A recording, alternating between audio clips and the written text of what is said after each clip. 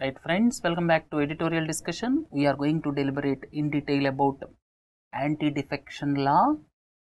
It was brought in 1985 so as to prevent the culture of ayarams, gayarams. That means there were some politicians who changed political parties within 15 days. One gentleman changed 3 times the political party. So as to prevent that, so as to ensure the stability of the governments, so as to reduce the money power in the, or you can say money power to buy the legislators, this mechanism of anti-defection law was brought. And there is a general feeling that the presiding officers, you can say the speaker or chairman, whoever may be the case, they are in fact not acting impartially. There is a feeling that the speakers are most of the times are giving the decisions favorable to the party which they want to support, right? Because the biggest problem is they are elected through one political party. After becoming a speaker, they are not able to in fact behave in a impartial way. That is the biggest problem of this anti-defection law. So discuss various provisions of anti-defection law and critically examine whether it served its purpose during more than 30 years of its implementation. So that is the question.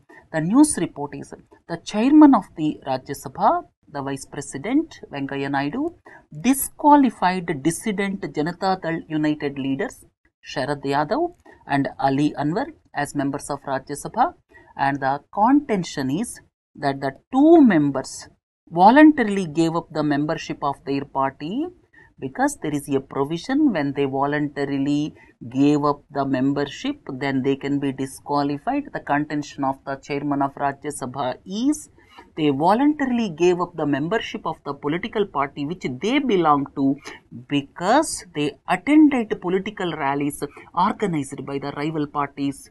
But both the members have not disobeyed any whip or posed any danger to the stability of any government, solely on the condition that you can say by taking into consideration they participated in the political rallies organized by rival parties, they were disqualified. And some of the experts feel that the issue could have been referred to the Committee of Parliament, right? There is a Privileges Committee of Parliament is there, then Ethics Committee is there. So some experts feel the matter could have been decided after referring it to Committee of Parliament, right? Then there are several instances that presiding officers take politically partisan view, necessitating judicial intervention several times. Right, in this context, let us look at what is this anti-defection law. For example, a person was elected on BJP ticket and subsequently he want to jump to Congress, or a person is elected on Congress ticket, he want to jump to BJP. So as to prevent such defections, so as to ensure the stability of the governments, so as to reduce the money power on the MLAs and MPs. This was brought when Rajiv Gandhi was the Prime Minister in 1985, and this is the 52nd Amendment Act. And this provides for disqualification of MPs and MLAs if they defect from one political party to another.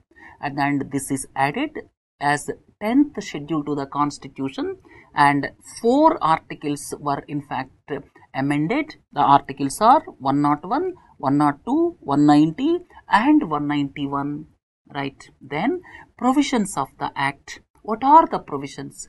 An MLA or MP belongs to any political party becomes disqualified under the following circumstances. The first circumstance is if he voluntarily gives up the membership of such political party. So this was inferred by the chairman Rajya Sabha in the instant case. So it was only inference by the chairman Rajya Sabha. So if he voluntarily gives up the membership of such political party, then second thing is if he votes or abstains from voting in the house. So if some whip is given and if he votes against the direction of the political party, or if he abstains from voting without obtaining the prior permission of the political party based on which he got elected, then third thing is, if he violated it and if that act is not condoned by the political party within 15 days. So if he violate the vote or if he abstains without informing the political party, and these two things, if the political party condones this decision within 15 days, there will not be any anti-defection. But if the political party does not condone his violation within 15 days, then he is liable for disqualification. So these two things please do not forget. If he voluntarily gives up the membership of such political party. Second one is, if he votes or abstains from voting in the house in violation of the directions of the political party. So independent members will be disqualified if somebody is elected as independent without belonging to any political party, and if he joins any political party after election, he will be disqualified. And for nominated members, they will be disqualified if they join any political party after 6 months. So within the first 6 months, they can join any political party. We are talking about nominated members. So there is in fact a disparity between this elected independent member and nominated member. Then exceptions. Defections shall not apply when a member goes out of the party because of one political party merging into another political party. I got elected on some party ticket. My political party is merged into another political party. Under those circumstances, I can go out of the party. But one important aspect is merger of the party will take place only when 2/3 of the members agree. Merger of the party can take place only 2/3 of the members agree. And a member, after being elected as a speaker, after getting elected as a speaker, then if he voluntarily gives up his membership, because so as to ensure the impartiality of the speaker, or you can say presiding officer. So presiding officer, on becoming elected as presiding officer of the house, he can voluntarily give up the membership, then he will not be disqualified. And after his speaker post is over, he can rejoin the political party, then it will not be disqualified. So only exception is given to the speaker. And here previously there was exception prior to 2003, there was exemption from disqualification when 1/3 of the members split, and now it is taken out. Previously, there was exemption from disqualification in case of a split by 1/3 members of the political party, and it has been deleted by the 91st Amendment Act of 2003.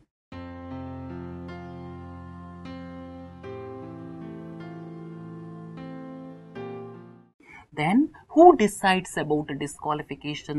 The presiding officer, whether it is a Speaker of Lok Sabha, Speaker of Legislative Assembly, Chairman of Rajya Sabha. So, the presiding officer decides.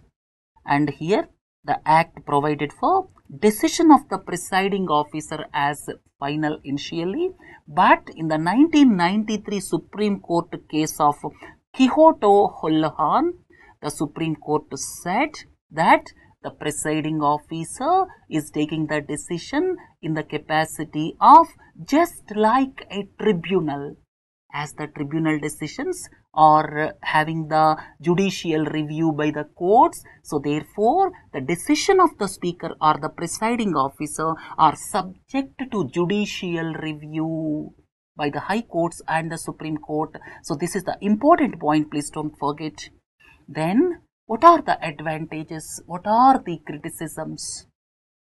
Here, the most important aspect is, for the first time, it gave a clear-cut constitutional recognition to the political parties.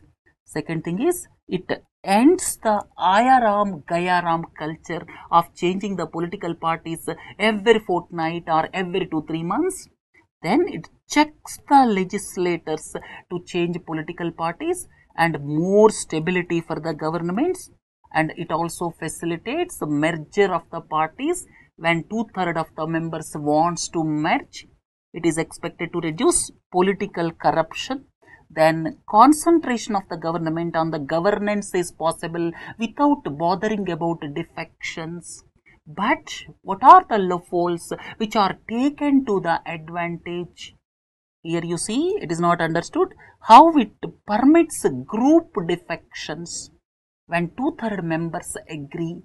So why the disparity is kept between group defections and individual defections? Second thing is, why there is a distinction between nominated member and independent member? Why these two are differentiated? Then presiding officer is elected through one political party. So subsequently, in normal cases, the majority party nominates the speaker, or you can say presiding officer, and there is no guarantee that he will act independently or impartial manner, and most of the times the presiding officers are in fact favoring the political party from whom they got elected. Then bossism by the party leaders. This is another important area. It prevents the right of dissent by the legislators, and the freedom of expression, or you can say freedom of consciousness of the legislators is prevented because they are expected to follow certain things dictated by the party boss. Then it does not talk about the expulsion of a legislator from the party for his activities outside the legislature. The act is silent on this, but sometimes people are inferring this also, right? And we have seen 360-degree view of what is anti-defection law and almost an overview, what are pros and cons.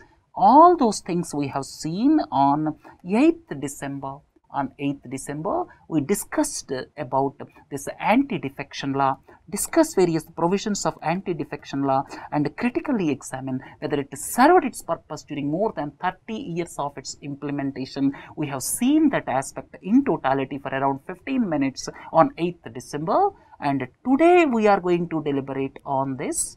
That means Shri M. Venkaiah Naidu, the chairman of Rajya Sabha, disqualified these two members, and there are in fact for arguments, counter arguments.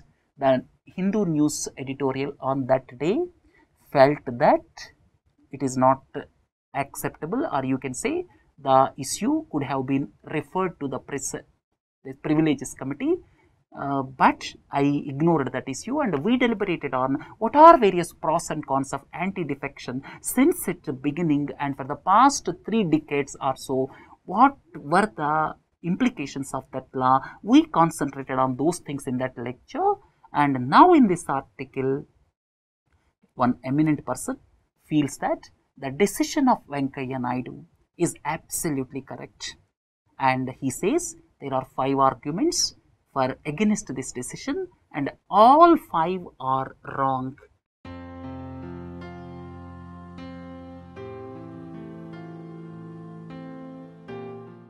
First thing is, what is the meaning of voluntarily giving up the membership of the party? So here, as per the Supreme Court judgment, because some of the experts feel that these 2 persons have not voluntarily given up the membership, so this issue could have been referred to the privileges committee, but the author says the decision taken by M. Venkaiah Naidu is absolutely correct, because you have to see voluntarily giving up the, here you see, this is the contention, and why I kept this mark is, as per the author, why this viewpoint is wrong, or you can say the criticism in this particular aspect is wrong. That is the meaning of me putting this aside. So as per the Supreme Court judgment, voluntarily giving up the membership of the party is not synonymous with resignation. It could be implied. So whenever That means even though direct resignation from the party may not be there, but when it implies, you see, when a person elected on BJP ticket is participating in the Congress party activities, that means it implies that he resigned. So here it could be implied in participation of the member in anti-party activities. In this particular case, this is a clear-cut case as they aligned with the rival political party RJD in rallies. Then the party of Sharad Yadav is the real party. There is one contention that Sharad Yadav's party is real, but this argument is also wrong because of the reason Election Commission identified or recognized JDU under the leadership of Nitish Kumar as the real party. So this is also wrong. Third one is why it was not referred to the Committee of Privileges. Some people feel that it could have been referred to the Privileges Committee. It is also wrong because of the reason it is not necessary to refer all the cases for Committee of Privileges. Reference to the committee depends on the chairman. If chairman satisfies that it is not necessary, it need not be referred. And at the same time, it is not at all mandatory. It is not at all mandatory to refer it to Privileges Committee because previously several such cases were decided without referring to Privileges Committee. The fourth one is it violate the intent of the Act? What is the intent of the Act? We have to go to the statements of the then Law Minister and the then Prime Minister Rajiv Gandhi.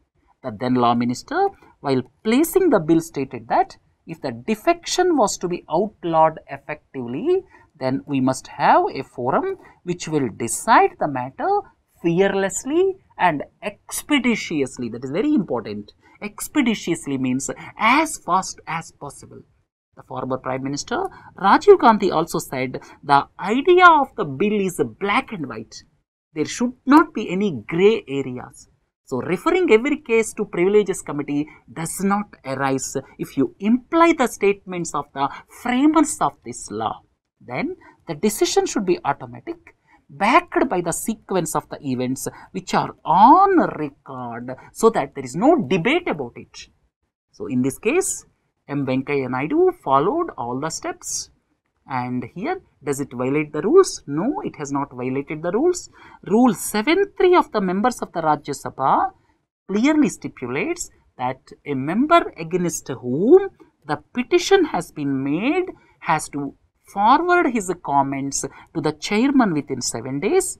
And the 7-day time stipulated indicates the need for expeditious disposal of the petition. So all the rules and regulations are followed in this case. There is no need for referring this matter to the Privileges Committee in the words of this author. Right? So it appears that the chairman of the Rajya Sabha has taken the right decision at the right time. So if you combine that article with this article, probably you will have 360-degree perspective of this anti-defection. You can answer any question. Have a nice day. Thank you.